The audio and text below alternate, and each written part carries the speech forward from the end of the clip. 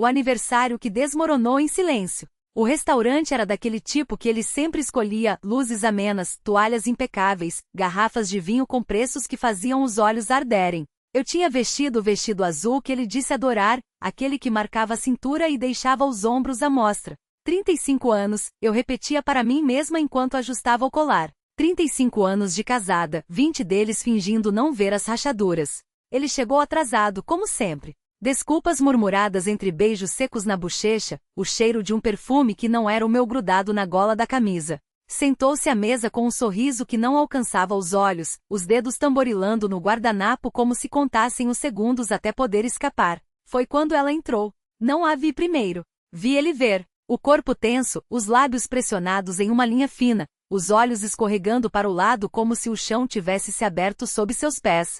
Só então segui seu olhar e lá estava ela magra, loira, com aquele sorriso de quem sabe que é dona da situação. Vestida de vermelho, a cor que ele sempre disse que me deixava vulgar. Querida, você não vai me apresentar? Perguntei, a voz doce como veneno. Ele engasgou. Literalmente. A água foi pelo caminho errado, os olhos arregalados, as mãos trêmulas buscando o guardanapo. Ela congelou a meio caminho da mesa deles, o garfo pairando sobre o prato como uma adaga.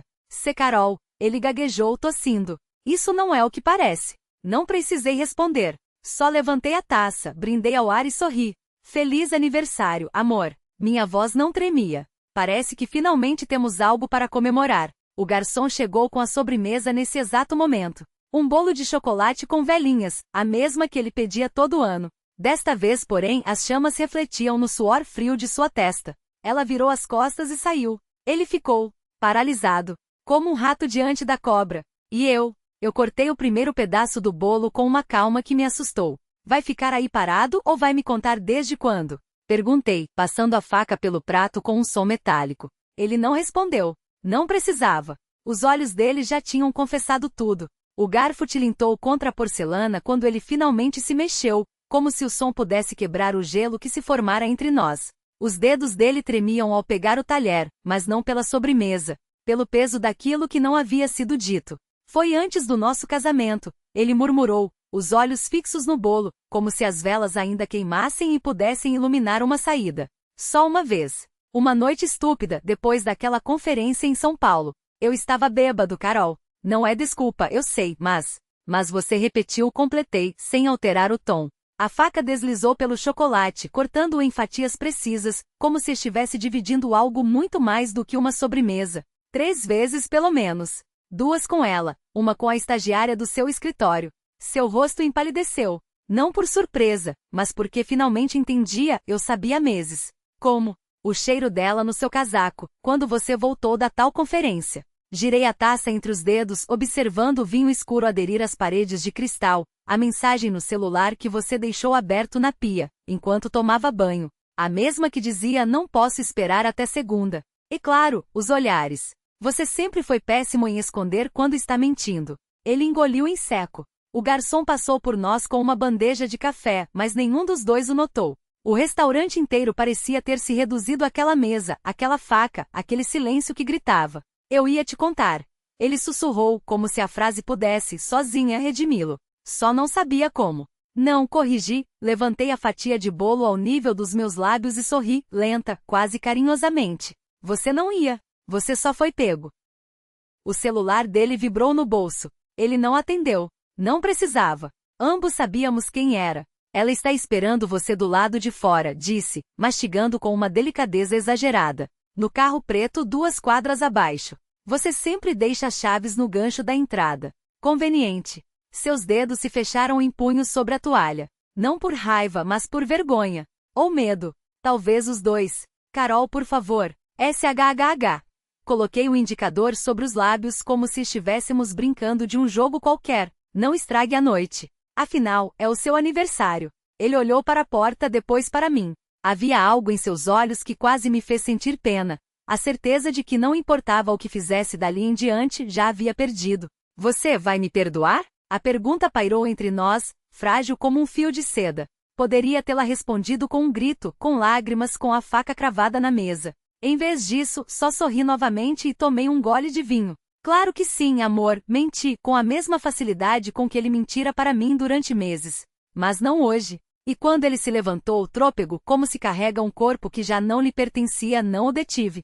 Só observei suas costas se afastarem, a porta giratória engoli-lo e o motor do carro preto rugir na noite. Só então permiti que a taça escorregasse dos meus dedos. Ela se estilhaçou no chão, mas ninguém olhou. Afinal, em um restaurante como aquele, quebrava-se muito mais do que cristal todas as noites. Peguei a faca novamente e passei o polegar pela lâmina, e sorri para o garçom que se aproximava com a conta. Coloque na mesa do meu marido, disse, assinando o cheque com o nome dele. Afinal, é o aniversariante. O garçom hesitou por um instante, como se pressentisse algo naqueles olhos que não piscavam, naquela voz que cortava mais fundo que a faca entre meus dedos. Mas o treinamento vencia qualquer instinto. Ele curvou a cabeça, recolheu os fragmentos de cristal com movimentos precisos e se afastou, levando consigo o cheque e o peso de um nome que naquela noite soava como uma sentença. Do lado de fora, a chuva começava a cair em fios finos, como lágrimas de uma cidade que também saboreava a traição.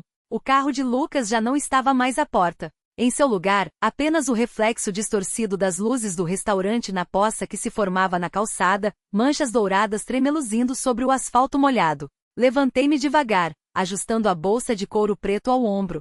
Dentro dela, o peso do envelope era quase imperceptível, mas eu o sentia como se queimasse contra minha pele. As fotos, os extratos bancários, as mensagens impressas em papel timbrado do hotel, tudo ali, organizado com a mesma meticulosidade com que eu havia planejado cada palavra daquela noite. O maitre me observou com um sorriso profissional enquanto eu passava por ele, mas seus olhos se demoraram um segundo a mais no meu rosto, como se tentasse decifrar o que havia por trás da máscara de calma.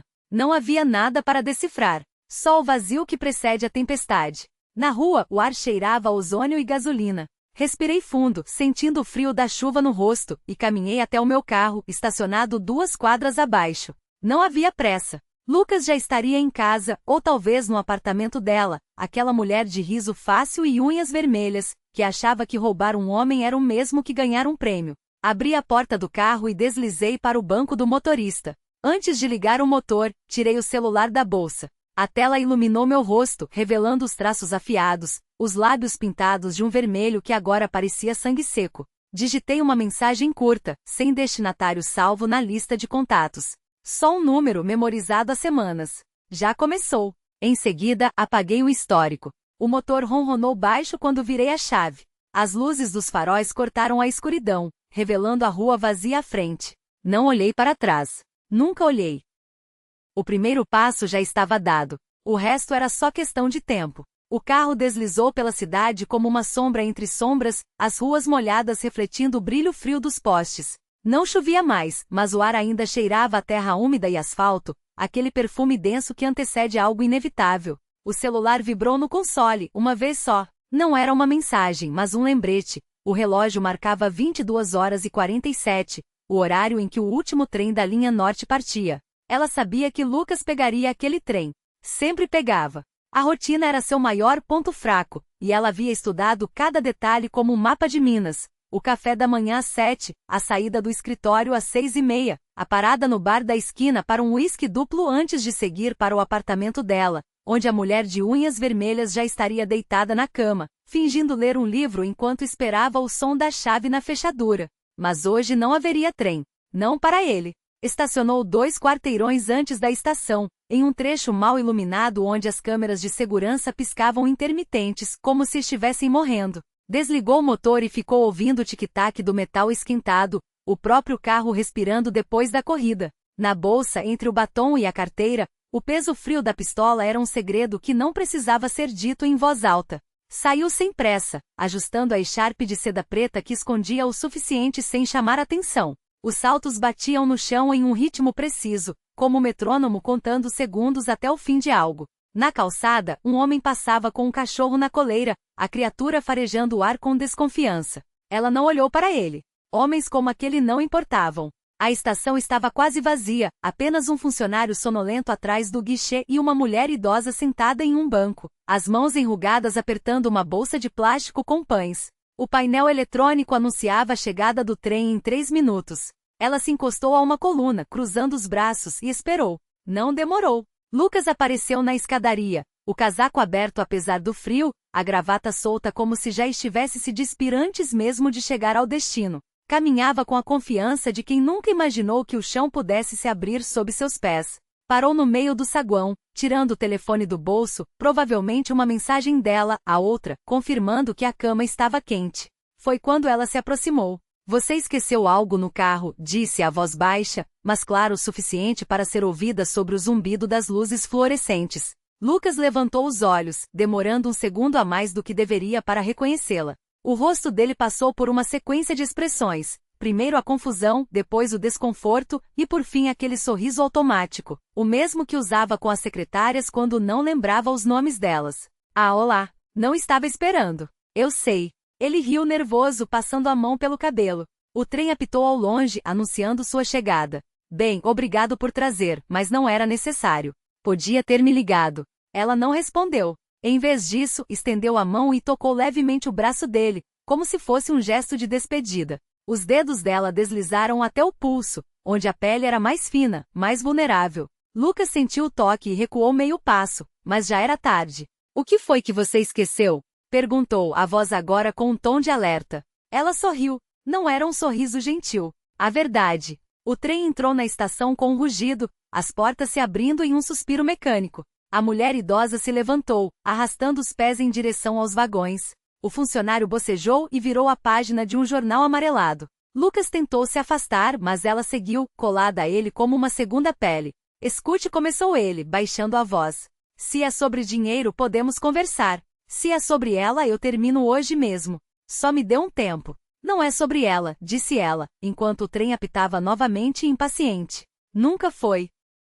As portas começaram a fechar. Lucas olhou para elas, depois para ela, e finalmente entendeu. Seu rosto empalideceu. Você não vai fazer isso aqui, murmurou. Ela não respondeu. Em vez disso, tirou a luva da mão direita e segurou o pulso dele com mais força, os dedos afundando na carne como garras. Quando o trem partiu, levando consigo o último fôlego de normalidade daquela noite, Lucas já não estava mais olhando para as portas. Estava olhando para a lâmina que brilhava entre os dedos dela, fina como um suspiro. Não é sobre vingança, sussurrou ela, tão perto que seus lábios roçaram a orelha dele. É sobre justiça. E então, enquanto o eco do trem se perdia na escuridão, ela começou a contar. O primeiro corte foi preciso, quase cirúrgico, uma linha vermelha que se abriu no antebraço de Lucas como uma boca silenciosa. Ele engoliu o grito, os dedos trêmulos tentando conter o sangue que escorria quente entre os dedos dela. O cheiro de ferro subiu no ar, misturado ao perfume barato de lavanda que ainda impregnava seu casaco.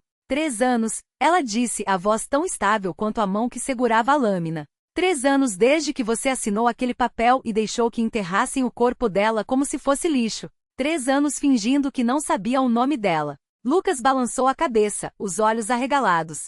Não era medo, não ainda. Era a surpresa de quem sempre acreditou que algumas dívidas prescreviam. Eu não tive escolha, gaguejou. Você não entende como eram as coisas. Ela riu, um som seco, sem alegria. Claro que entendo. Você sempre teve escolha.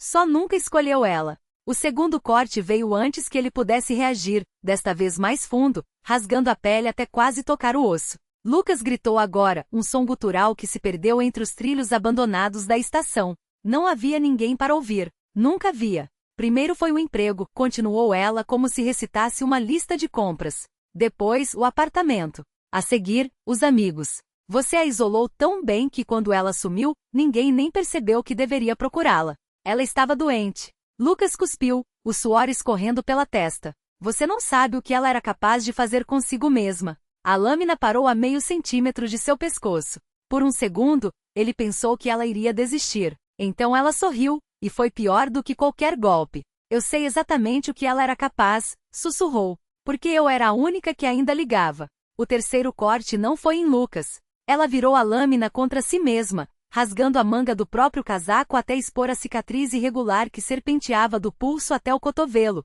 uma marca antiga, mal costurada que brilhava prateada sob a luz fraca da estação. Isso aqui? Perguntou, pressionando a ponta da faca contra a cicatriz.